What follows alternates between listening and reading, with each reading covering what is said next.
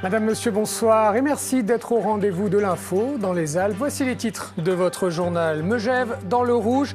La Cour régionale des comptes estime qu'elle dépasse le seuil d'alerte d'endettement. La ville doit vendre une partie de son patrimoine foncier pour 15 millions d'euros. Un exercice d'envergure au G. 80 personnes ont été évacuées d'un télésiège avec l'aide d'un hélicoptère. Un entraînement au sauvetage périlleux qui a mobilisé les hommes du groupe Montagne des sapeurs-pompiers de la Haute-Savoie. Enfin, l'hommage d'une ville à son ancien maire à l'occasion des 30 ans de la mort d'Hubert Dubedou. Un arbre a été planté pour souligner la permanence de l'œuvre de celui qui a gouverné la ville de 1965 à 1983. Ces fameuses années où Grenoble a littéralement explosé et imaginé un modèle social. Dans votre édition nationale, à 19h30 avec Carole Gessler, Airbus, la mutation, inquiétude chez les salariés d'Airbus. 1000 postes pourraient être supprimés. Les syndicats évoquent même la crainte de licenciements secs. Ce serait une première dans l'histoire du groupe. Et puis, Thomas Pesquet en apesanteur, si loin de nous. Thomas Pesquet nous fait rêver ce soir en partageant son quotidien en apesanteur à bord de l'ISS, comme si vous y étiez. La Cour régionale des comptes remettra donc son rapport dans 3 semaines, mais la commune de Megève est d'ores et déjà sur la sellette. Elle affiche un endettement supérieur au seuil d'alerte et cela va obliger la commune UP à de sérieuses économies et même à vendre une partie de son patrimoine. Les explications de Serge Vorette et Marion Feutry. Le cœur du problème, le voici, le Palais des Sports du célèbre village haut-savoyard. Un lieu qui, depuis 1968, est aussi bien le rendez-vous social que sportif et culturel des Megevans. Un lieu qu'il convenait de remettre à niveau pour offrir de nouvelles prestations haut de gamme, notamment aux vacanciers. 10 ans qu'on trébuchait sur le dossier, qu'on allait d'agrandissement en rénovation avant que finalement la précédente municipalité ne lance des travaux qui, selon la nouvelle municipalité, n'étaient pas ou plutôt mal financés. Ce que je regrette, c'est que l'ancien maire qui était avec moi, qui avait travaillé sur un projet dans lequel on avait des engagements d'un projet partenariat public-privé, soit parti seul, tête baissée, sur un projet totalement supporté par la collectivité, au regard aujourd'hui des contraintes qui tombent sur les épaules des collectivités. C'est un projet qui a été monté de façon totalement irresponsable.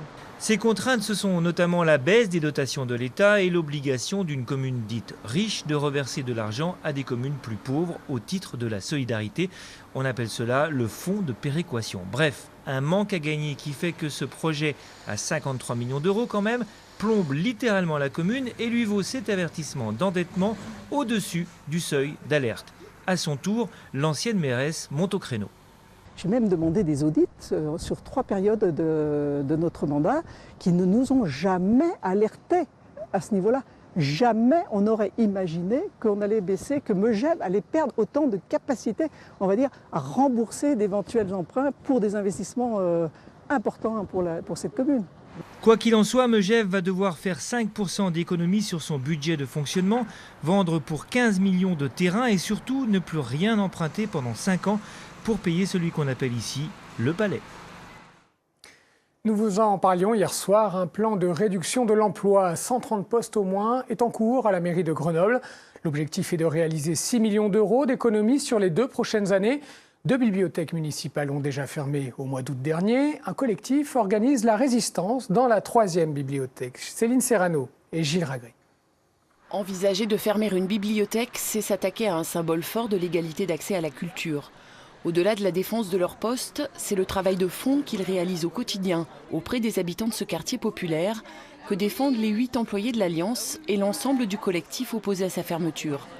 Les élèves des 4 écoles du quartier notamment y sont accueillis régulièrement. Cette structure, elle était accessible à pied. On en avait pour, mettons 15 minutes en traversant un joli parc. Ça faisait une belle sortie. C'était vraiment très agréable. Et maintenant, savoir que on va être coupé du monde, c'est vraiment injuste pour nous et on le ressent vraiment comme une injustice.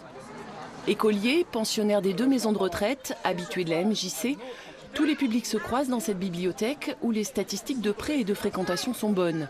S'ils comprennent les contraintes budgétaires municipales, les membres du collectif dénoncent une décision de fermeture arbitraire et sans concertation. C'est la mort d'un quartier de ne pas avoir une bibliothèque de proximité.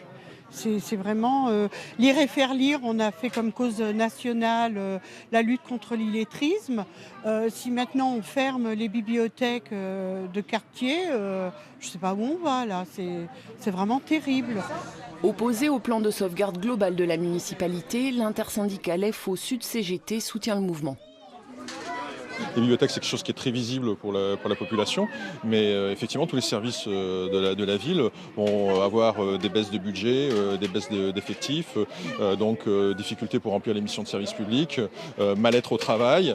Ça va toucher tous les agents municipaux, et c'est pour ça que nous, on ne comprend pas certaines positions syndicales qui consistent à dire finalement, on n'a pas le choix, on va faire en sorte de mettre un petit peu d'huile dans les rouages et aider la municipalité à faire ce sale boulot, quoi. Le collectif attend maintenant que la municipalité valide la pétition citoyenne rédigée pour le maintien de l'Alliance, afin de la proposer à la signature des Grenoblois, puis de la défendre devant le conseil municipal. Notre sujet Grande Région nous emmène à Chassieux, dans le Rhône, pour le meeting hier soir de François Fillon. Le grand vainqueur du premier tour de la primaire de la droite n'a rempli que la moitié de la salle Eurexpo, mais il a reçu le soutien de Laurent Wauquiez, le président de la région et ancien supporter de Nicolas Sarkozy, Olivier Denoyel et Jacques Arnaud. Si les militants ne s'étaient pas tous mobilisés hier soir, la quasi-moitié de la salle est restée vide. Côté ténors locaux de la droite, le meeting a fait le plein, venus du Rhône, de la Loire ou de l'Ain. Les Français attendent de nous une droite de conviction qui va jusqu'au bout de ses idées, qui va jusqu'au bout de son projet. La seule chose qu'ils nous demandent, c'est enfin que la droite en campagne ressemble à la droite au pouvoir. Présent également Laurent Wauquiez. Pour le président des Républicains, pas question de répondre aux questions des journalistes hier soir. Je parlerai seulement au micro. Pas d'interview du tout. Non. Mais à la tribune et pour la première fois, il annonce son soutien à François Fillon. Je voterai François Fillon parce que je veux que nous mettions fin à la déconstruction du pays par la gauche. Et c'est pour cette raison que je souhaite que vous votiez pour François Fillon. Je veux remercier sincèrement Laurent Wauquiez pour son appui, parce que sa voix compte ici. Et à travers lui, je veux remercier tous les élus qui se retrouvent au deuxième tour dans ma démarche. Dans la salle présente également Frigide Barjot, égérie de la Manif pour tous anti-mariage gay, et des politiques comme Charles Millon, ancien ministre du gouvernement Juppé et ex-président du conseil régional, qui avait voulu faire alliance avec le FN en 1998. Par sa présence, il est venu soutenir un ami de 30 ans. Il a compris en réalité que la France voulait en fait un redressement qui soit enraciné dans sa tradition. Présent enfin, d'anciens soutiens de Nicolas Sarkozy. Fillon plutôt que Juppé, pour eux, cela va de soi. Ce qu'il a de plus, c'est qu'il n'a pas François Bayrou avec lui. C'est déjà, pour moi, extrêmement important. Et puis, il a un projet qui est cohérent économiquement. Voilà, c'est un homme d'État que j'ai connu comme Premier ministre. Pour terminer le meeting, les ténors locaux ont joint leur voix à celle de leur leader, avec un seul espoir, obtenir plus de voix possible dimanche prochain. Ce fait divers à lire sur notre site internet. 5 jeunes ont été interpellés dans une affaire de viol à Charvieux-Chavagneux, en Isère. Ils ont été placés en garde à vue après le viol avec des circonstances aggravantes d'une jeune femme d'une trentaine d'années. Après un malaise de la victime, ils l'auraient aspergé de détergent pour effacer leurs traces. Ils auraient entre 16 et 18 ans. À la veille de la saison de ski, les secouristes répètent leur gamme et exercice d'évacuation d'un télésiège hier au Gers, en Haute-Savoie. Une répétition grandeur nature pour les pompiers de montagne et le personnel des remontées mécaniques avec quelques surprises à la clé. Denis Vignot-Duguet et Didier Alban. 8 h du matin, c'est l'heure du briefing. D'un côté, les personnels des remontées mécaniques, de l'autre, à l'extérieur, les hommes du groupe montagne des sapeurs-pompiers de Haute-Savoie. Ils vont agir ensemble sous la direction du responsable des remontées mécaniques de la station. Les rôles sont très bien répartis, nous sommes juste là pour les aider. Voilà, et en général, donc, ils ont déjà préétabli leur plan d'évacuation et ils nous donnent une portion à évacuer, alors soit en terrestre, soit en accès à terrestre, soit parfois en hélico. À 9 h 30, les 80 bénévoles venus des environs prennent place à bord du télésiège de la Croix. À 10 h, c'est la panne. Il faut évacuer. Les secouristes découvrent alors que plusieurs personnes se trouvent sur des fauteuils ski spécialement conçus pour les personnes à mobilité réduite. On a des procédures qui ont été validées par le BEDARM, ce qu'on appelle, et derrière, il faut les appliquer couramment. Oui. Mais il n'y en a pas deux qui s'évacuent de la même manière. Donc c'est toujours un stress supplémentaire. Chaque sauveteur passe une mise à niveau au niveau PMR, ce qu'on appelle tous ces matériels. Mais on le fait très très souvent parce que par définition c'est un peu plus compliqué qu'une personne normale. En quelques minutes, le fauteuil rejoint le sol, sans à-coups. Mais si l'évacuation se fait par hélicoptère, la manœuvre est totalement différente. L'hélicoptère, par le souffle qu'il génère, on peut entraîner une giration du fauteuil. Et c'est pour cela que nous évacuons la personne seule. Il faut donc placer la culotte autour d'elle. Et c'est un peu plus long, un peu plus compliqué. C'est pour ça qu'on met un peu plus de temps. Et puis en plus, on prend des précautions qui sont nécessaires. 12 heures fin de l'exercice, plus de 120 personnes y ont participé. En remerciement, elles sont invitées par la station à partager une tartiflette bien chaude. À Val d'Isère, les préparations des épreuves de Coupe du Monde de ski vont bon train. Vous savez que la station savoyarde a repris celle de Beaver Creek, annulée pour cause de manque de neige dans le Colorado. Et malgré une météo difficile et le fun qui a soufflé ces derniers jours, tout doit être en place pour le 2 décembre prochain. Bernard Portugal et Cédric Picot s'y sont rendus. La piste Aurier-Quilly à 2500 mètres d'altitude. Ce matin, la météo est plutôt maussade, mais depuis quelques jours à Val d'Isère, l'heure est à la mobilisation générale. Pisteurs, dameurs ou techniciens, les équipes sont au travail pour relever un défi de taille. Organisé ici, 3 épreuves de Coupe du Monde en 3 semaines. Il y a toute une station qui est mobilisée derrière ce critérium, derrière ces épreuves de Coupe du Monde. Tous les services de Val d'Isère, les services techniques, la municipalité, le SF, les remontées mécaniques, vraiment le service neige. J'en oublie sûrement les pisteurs, mais tout le monde est vraiment uni, soudé, va dans le même sens. Et aujourd'hui, c'est une énorme machine de guerre qui s'est mise en marche avec ses latitudes, mais on voit des gens qui vont au travail, qui sont soudés et ça fait plaisir. Dès la semaine prochaine, la piste Aurier-Quilly accueillera les épreuves de Super G, de descente et de G en homme, annulées à Beaver Creek aux États-Unis en raison du manque de neige. Alors il ne faut pas perdre de temps car le chronomètre tourne et il y a du pain sur la planche. On va se concentrer sur les travaux de piste, à savoir ramener de la neige là où il en manque un petit peu, mettre les filets, protection voilà, pour les athlètes. Ça c'est quand même 17 km de filets à mettre. Et puis après, tous les prestataires vont commencer à être montés, la scène, les gradins, tout ça va prendre tournure au fil des jours. Pendant 3 semaines, les meilleurs skieurs du monde seront donc présents à Val d'Isère. Plusieurs centaines d'athlètes ou de journalistes et des milliers de spectateurs. Dans la station, tout le monde a donc décidé de s'adapter au nouveau calendrier. Cet hôtelier, par exemple, a carrément décidé d'ouvrir son établissement avec 10 jours d'avance sur le programme prévu. Il a fallu faire venir une partie de l'équipe qui était prévue le 1er décembre, de les faire arriver donc ce week-end.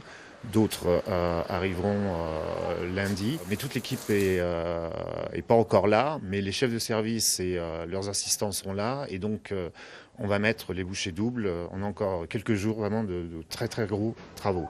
Bonne nouvelle pour Val d'Isère, les prévisions météo annoncent le retour du froid et peut-être même des chutes de neige en fin de semaine. En rugby, les gros bras sont de sortie. La tournée d'automne des équipes internationales s'achève et ce vendredi soir, le Canada va affronter les Samoa au Stade des Alpes de Grenoble. Les 2 équipes sont déjà arrivées dans notre région. Les Canadiens s'entraînent à Cessin et les îles Samoa à Moiran en Isère où ils ont été accueillis comme de véritables stars. Jérôme Ducrot et Dominique Bourget. Accueillis comme des stars, des centaines d'enfants de Moiran voulaient voir de près l'équipe des Samoa. Census Johnston, le mythique pilier du stade toulousain, ou encore Genesis Lemalou, ex-bergalien, n'en reviennent toujours pas. C'est super, c'est un vrai plaisir d'être ici. Surtout de voir les sourires sur les visages des enfants. Nous ne sommes pas d'habitude normalement de recevoir tous les enfants comme ça, mais c'est une bonne surprise pour nous. Place au jeu, un entraînement très sérieux où aucun détail n'est laissé au hasard. Le Canada, un adversaire redoutable qui joue sur la force de son pack. La clé de la victoire pour les Samoa, c'est d'aussi bien défendre que d'attaquer. Le Canada est une bonne équipe. Le nouvel entraîneur a réorganisé leur jeu. Ils n'ont pas eu de chance la semaine dernière contre la Roumanie. Il faut se méfier de cette équipe et surtout imposer notre jeu. De son côté, le Canada, emmené par Jamie Cudmore, s'entraîne à Cessin, l'ancien joueur du FCG, ravi de retrouver ses copains dans les Alpes. Ça fait plaisir c'est un petit retour aux sources. Comme j'ai commencé mon carrière en France ici à Grenoble, ça fait plaisir. J'ai rencontré Franck Corian hier à la centre d'entraînement à l'Hédiguière et ça fait plaisir de retrouver les vieux copains. Coup d'envoi de Samoa-Canada, vendredi à 20h au Stade des Alpes. Et il reste encore des places. Le combat maintenant des anciens salariés d'Ecopla à Saint-Vincent-de-Mercuzes. C'est le 3e chapitre de notre série. Depuis la liquidation de leur entreprise en mars dernier, ils se sont mobilisés pour reprendre leur usine en société coopérative. Ils n'ont pas hésité à monter à Paris pour rencontrer les personnalités politiques en campagne. C'est ce que nous racontent Céline Aubert, Gilles Ragri et Cédric Picot. Le ministère public n'a pas fait son boulot, le ministère de la Justice n'a pas fait son travail. J'ai commis une erreur, ma responsabilité c'est d'aller jusqu'au bout. Si vous n'avez pas fait un peu de bruit à Paris ou machin, tout le monde s'en fout, quoi. Je ne dis pas qu'on peut toujours, mais là on pouvait. Un soutien politique dès le départ, c'est ce qui aura manqué aux salariés d'Ecopla. Malgré leurs appels, personne ne volera à leur secours.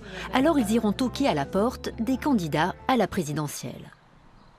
Après le rachat des machines par Cookie, l'été s'étire lentement pour les anciens Ecopla. Les portes de leur usine fermées, ils sont désormais dehors. Septembre 2016, une petite délégation décide de monter à Paris.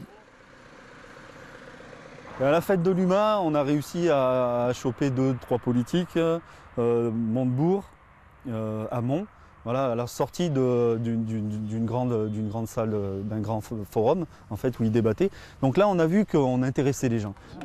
Pour rencontrer les politiques, c'est leur t-shirt, leur slogan qu'ils arborent.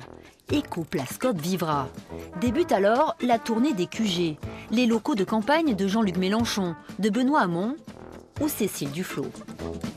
Ceux de la droite, on n'en a pas vu beaucoup. On a vu Sadier.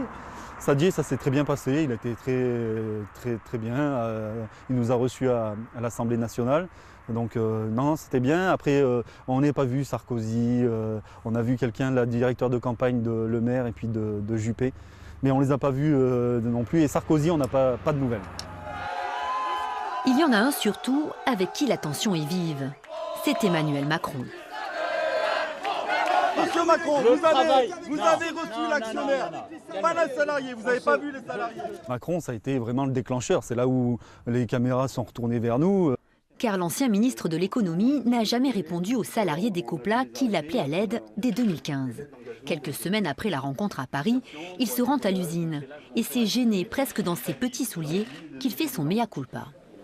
Moi, mon regret profond, et ce pourquoi je suis là aussi, regardant mes responsabilités passées en face, c'est de n'avoir pas vu la rapidité de dégradation de la situation et pas pu empêcher qu'on passe tout de suite en liquidation pour intervenir dans ce moment utile. Quand on voit Macron qui s'excuse, bon, ça ne coûte rien. Hein. Il y a plein d'autres boîtes, malheureusement, qui ferment un peu partout en France et qui nous le disent. C'est bien de profiter justement de cette période, parce que c'est bête à dire, mais c'est la bonne période justement pour faire parler de soi. Parce qu'attirer les caméras dans la vallée du Grésivaudan... Regret sincère ou larmes de crocodile. Si les politiques semblent touchés par le sort d'Ecopla, il ne ressort rien de concret de ces échanges. Seuls les élus locaux soutiendront vraiment les anciens salariés. Annie David, la sénatrice communiste, Martial Sadier, le député Les Républicains, et le président de la région, Laurent Wauquiez, qui met la main à la poche, 400 000 €. Autre soutien indéfectible, celui de François Ruffin, le réalisateur de Merci Patron et rédacteur en chef du journal Fakir. On a des machines, on a des gens qui sont, on est capable de produire, on a les gens pour produire, on a des gens qui sont prêts à acheter nos produits et on nous interdit de produire. Qui peut comprendre ça? À Strasbourg, les Ecopla interpellent Michel Sapin. Le ministre de l'économie et de l'industrie leur promet alors une aide financière. Mieux, il s'engage à accompagner leur projet de scope. Une promesse qui n'a pour l'instant pas été suivie de fait. On ne cherche pas à être de droite, de gauche, CGT, PC ou n'importe quoi. C'est vraiment, on cherche à reprendre notre boulot. L'histoire d'Ecopla est celle d'hommes et de femmes qui n'auraient jamais imaginé mener une telle bataille. Se frotter aux politiques, mais aussi être confrontés à un monde qu'ils vont avoir encore plus de mal à comprendre, celui de la justice. Et l'histoire continue avec le dernier épisode demain. Cela ne semble pas évident au vu des températures, mais les fêtes de Noël approchent et avec elles les incontournables marchés de Noël. Celui de Grenoble est d'un des plus importants en France. Il a ouvert ce matin et jusqu'au 24 décembre. Cette 22e édition propose une centaine d'exposants dans 4 lieux différents de la ville. Xavier Schmitt et Franck Serroni. Ça peut faire passer le mauvais goût. Dernière petite retouche à l'étalage. Le chocolatier a du métier. Il ne manque aucun marché de Noël de Grenoble depuis la première édition 1994. En une vingtaine d'années, c'est devenu une vitrine unique, propice aux affaires. La moitié du chiffre d'affaires du mois de décembre est fait ici à Grenoble. C'est presque comme un deuxième magasin pendant une trentaine de jours, 31 jours exactement cette année. Qu'est-ce qui attire le client ? Peut-être le côté artisanal, j'en suis sûr, la réputation de la maison, puis c'est mon grand-père qui l'a fondée, mon fils qui va la reprendre, donc les gens nous connaissent. Mais c'est grâce à ce marché de Noël que les gens nous connaissent. Une centaine de stands accueillent les visiteurs. C'est presque un rituel. On fait d'abord le tour du marché, on musarde, on furette. On regarde les stands qui ont ouvert pour voir s'il y a du changement par rapport à l'année dernière. Après, ça nous permet aussi de trouver des idées de cadeaux pour Noël. Pourquoi pas des petits coffrets de savon comme on peut voir derrière nous. Ou voilà, ma copine qui cherche des portefeuilles. À côté du marché traditionnel, le commerce équitable et l'artisanat local se font une place grandissante. Une alternative à la frénésie acheteuse des fêtes de fin d'année. Nos ventes sont très transparentes. Tous nos produits qui viennent, on a une filière très transparente. Ils savent d'où ça vient et c'est très important pour les consommateurs. Et ils ont le sentiment d'être utiles en plus. C'est une association de promotion et de valorisation de l'artisanat local, dont sont adhérents des artisans de Grenoble et des massifs autour. On va jusque même dans le Nord-Isère. Le marché sera bien sûr ponctué de concerts et d'animations variées jusqu'au 24 décembre. Et tout est prévu pour la visite du Père Noël. Un arbre pour marquer l'empreinte indélébile d'un homme, Hubert Dubedou, sur sa ville. Il a été planté aujourd'hui au cimetière Saint-Roch de Grenoble par Éric Piolle et Michel Destot, l'actuel et l'ancien maire de Grenoble, à l'occasion des 30 ans de la disparition d'Hubert Dubedou. L'ingénieur bâtisseur a dirigé la ville de 1965 à 1983, 3 mandats. Un homme devenu une véritable légende politique. Le reportage de Jean-Christophe Pain et Dominique Semet. Nous avons décidé de tenter le drop. Et comme vous le voyez aujourd'hui, c'est gagné. Hubert Dubedou, l'imagination au pouvoir. Quand il devient maire en 65, Grenoble est la ville de France dont la population augmente le plus vite. Un an plus tôt, des centaines de foyers étaient encore privés d'eau courante. La gare était sous-dimensionnée. Les activités culturelles étaient, il faut bien le dire, minables et indignes d'une ville qui était en pleine expansion et en plein rajeunissement. Et le mérite des élus de l'époque, conduits par Dubedou, a été de glisser dans l'enveloppe olympique des équipements qui n'avaient pas grand-chose à voir avec les Jeux. La Maison de la Culture, le Palais des Sports, Alpexpo, le projet de tram, la Rocade Sud, la Villeneuve, Hubert Dubedou est un bâtisseur. Ingénieur issu du CEA, comme Michel Destot, il fait de Grenoble un laboratoire de mixité sociale. Il ose s'aventurer en utopie. Très vite, au bout de peu d'années, sont apparues des difficultés et les signes que l'expérience serait difficile à porter. Mais que justement, pour qu'elle perdure, il fallait un engagement politique très fort, une volonté très persévérante des élus municipaux. Et il est incontestable que cette volonté a fléchi par la suite. Juste avant son élection, Hubert Dubedou crée les groupes d'action municipaux, des collectifs de citoyens. Une fois élu, contre les socialistes comme Éric Piolle, Dubedou expérimente la fameuse démocratie participative. Il en a éprouvé toutes les difficultés de mise en œuvre et il y a réfléchi tout au long de son action municipale, puisque dès les premiers textes que l'on a de Dubedou, ça apparaît. Aujourd'hui, Éric Piolle, comme Michel Destot, s'autoproclame ses héritiers.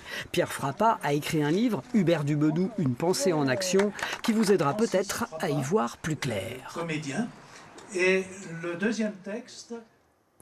Et c'est sur cet hommage que se termine ce journal des Alpes. Merci de votre attention. Tout de suite, un mot du temps qu'il fera demain. Je vous souhaite une très belle soirée. Restez sur France 3, il y a votre journal national qui suit.